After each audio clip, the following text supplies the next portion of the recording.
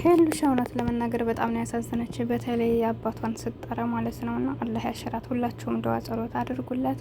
በዚህ እንደዚህ ኩና በማየታችን በእውነት በጣም ነው ያዘን ነው እና በሽታ አንዳንድ ጊዜ ያያችሁት አይደል? የሰው ልጅ ጭንቀቶች ሲበዙ አንዳንድ ነገሮች ሲበዙ ወደ ሌላ ነው እንትን የምንለውና እስካሁን ድረስ አውቃ ነው የምትሉ አይነት ሰዎች አላችሁ። ግን የሰው ልጅ አውቆ የዚህን ያክል አይጓዝምና በጣም ነው ያሳዘነችኝ። ያኔ በብዛት አውቃ ነው ልትሉ የምችሉት ሄሉ በተደጋጋሚ ቀልዶችን ፕራንኮችን ስለምትሰራ ከዛ አንጻር ይመስለኛል ሀታ ለው ራሱ እንደዚህ እየዞረ ስታጨበጭብ ኖርማል ሆና በቀልድ እየቀለደ የምታረጋቸው ነገሮች ጋር ተመሳሳይ ስለሆነ ብዙዎቻችን የመደናገር ባህሪ አለ። ግን አሁን ላይ እንደምታዩቸው ሁላቸውም እንባ አውጥተው እያለቀሱ ነው ያለችበት ሁኔታ።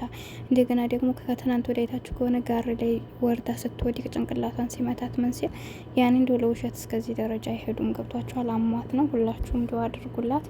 አሰላሙ አለይኩም ወራህመቱላሂ ወበረካቱ። ውድና የተከበራችሁ የቻናሌ ቤተሰቦች እንዴት ናችሁ? ደህና ናችሁ? አይ እኔ ያለው አልሐምዱሊላህ። ለቻናሌ አዲስ ከሆናችሁ ላይክ፣ ሼር፣ ሰብ እያረጋችሁ አበረታቱኝ። ከጎን ሆናችሁ ለምታበረታቱኝ ውድ ሀገሬ ልጆች ከልብ አመሰግናለሁ። በያላችሁበት አላህ ይጠብቃችሁ ከክፉ ነገሮች ወጥቶ ከመቅረት አላህ ይጠብቃችሁ። የረፍት እንጀራ የሚወፍቃችሁ። በተለይ በስደት ዓለም ላይ ያለን ሁላችንም ደክሞናል፣ ሰልችቶናል። ብቻ በጤና ስላለን አልሐምዱሊላህ። ግን ደግሞ አላህ የረፍት እንጀራ ይወፍቀን። የራሳችንን ነገር አላህ የሰራነውን ባረካ ያርግልንና የራሳችንን ባለን ነገር የምንሰራ በሰራነው ቤት የምንኖርበት ቤተሰቦቻችን ጋር ተገናኝተን በሰላም በፍቅር የምንኖርበት ያድርገን። ሁላችሁም ዱአ ጸሎት አድርጉ።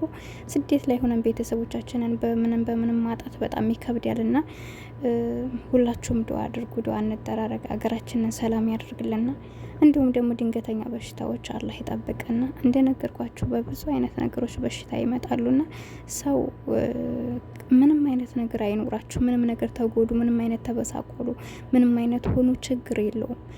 እንደምንም ወርቃችሁ አቀሩም። ግን በሽታ ከያዘን እንደዚህ አይነት ነገሮች በጣም ከባዶች ናቸው። በተለይ እንደዚህ ራስን ማጣት እንደምትመለከቱት አሁን ሄሉ በዚህ መልኩ እንግዲህ ሰዎችን አለማስታወስ አንዳንድ ነገሮች እሷን ብቻ ሳይሆኑ ብዙ ሰዎች አሉ እንደዚህ ድንገት በቃ ስውር ይላል አይምሯችንና እነሱ እዛ ሀገር ሆነው እንደዚህ አይነት ጭንቀት ከመጣባቸው እኛ ስደት ላይ ሆነን የምናሳልፈው መከራና ስቃይታ ያላቸው እኛ አልሐምዱሊላህ። ግን ደግሞ ከኛ ይባሱ በጠለብ ውስጥ ሆነው መጥተው የሚበሉት የሚጠጡት የሚተኙበት ለሴከንድ ራሱ የሚያጡ በቃ አይምሯቸው እንትን የሚል ብዙ ጭንቀት ያለባቸው በባል የማይመቹ ያኔ ባሎቻቸው ወይ በብዙ ነገር አለ ልጆቻቸውን በቤተሰቦቻቸው በብዙ ነገር ጭንቀት ውስጥ የሆኑ እህቶች አሉና ትንሽ ነገር ነው የሚበቃቸው። ስንጨናነቅ ደግሞ በሽታ ነው የሚመጡብንና አላህ ይጠብቀን። ከምንም በላይ ጤና ነው። ራሳቸውን ጠብቁ። እውነት ነው የምላችሁ። ገንዘብ እንዲሁ ዛሬ ይመጣል ነገ ይሄዳል። ግን ደግሞ ጤና ሁናችሁ ማንኛውንም ነገር የሰው ልጅ ቢሆን ገንዘብም ቢሆን ምንም አይነት ነገር ቢሆን ፍቅርም ቢሆን ሁሉንም ነገር ወርቃችሁ አትቀሩም፣ ትነሳላችሁ። ዛሬ ያጣችሁን ነገር ነገ ታገኙታላችሁ። ዛሬ ያገኛችሁትን ነገር ደግሞ ነገ ታጡታላችሁ። ግን በሽተኛ ከሆነ የሰው ቦታ የምንሆነው ጤና ነው። በቃ የሰው ቦታ የሚያደርገውና አላህ ጤናችሁን ይስጣችሁ። ከምንም በላይ ጤናችን ነው ዋናው ማለት ነውና በብዙ ነገሮች ተናዳችሁ ራሳችሁን መጉዳት ምናምን ለምንም አይነት ነገር ቢሆን ከምንም በላይ ቅድሚያ ለራሳችሁ ስጡ። ሁሉም ነገር ከኛ በታች ነው። እኛ ስንኖር ነው ነገሮች የሚመጡት። እንደነገርኳችሁ ቁሶች የሚሆኑ ፍቅርም ይሁን ማንኛውም ነገር ይሁን ቤተሰብም ማንኛውም ነገር እኛ ደህና ስንሆን ነው።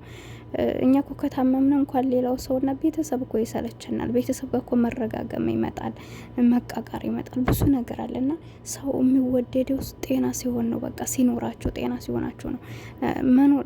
ያኔ ገንዘብ ሳይኖራችሁ ዛሬ ሰው ቢጠላችሁ ችግር የለውም፣ ነገ ሰርታችሁ ይወዳችኋል። ግን ደግሞ ጤና ከሌላችሁ ዛሬ ነገም አንድ አይነት ነው። የበለጠ እየተጠላችሁ ነው የምከዱትና ከምንም በላይ ቅድሚያ ለጤናችሁ ነው ዱአ ማድረግ ያለባችሁ። ራሳችሁንም ጠብቁ። ምንም አይነት ነገር ቢመጣባችሁ በህይወታችሁ ለኸይር ነው ብላችሁ ማለፍ ልመዱ። እናንተ ብቻ ሳትሆኑ እኔም ሌሎችም ሁላችንም ማለት ነውና ወዳችኋለሁ። ውድ ቤተሰቦች አላህ ከክፉ ነገር ይጠብቃችሁና ሄሉሻንም አላህ ያሽራት። እንግዲህ ወደ ጤናዋ እንድትመለስ በምንም ብለው እንትን ይሏታል። ኢንሻአላህ ይሻላታል ብዬ አስባለሁ። ያው ከቤቷ ከገባይ ትንሽ አሁን እንትን እያለኝ ነው። ኢንሻአላህ እንግዲህ አላህ ያሸራት። ሁላችሁም ዱዓ ጸሎት አድርጉላት። እወዳችኋለሁ፣ አከብራችኋለሁ። በያላችሁበት ሰላማችሁ ይብዛልኝ፣ ከክፉ ነገር አላህ ይጠብቃችሁ። ለቻናል አዲስ ከሆናችሁ ላይክ፣ ሼር፣ ሰብ እያደረጋችሁ አበረታቱኝ።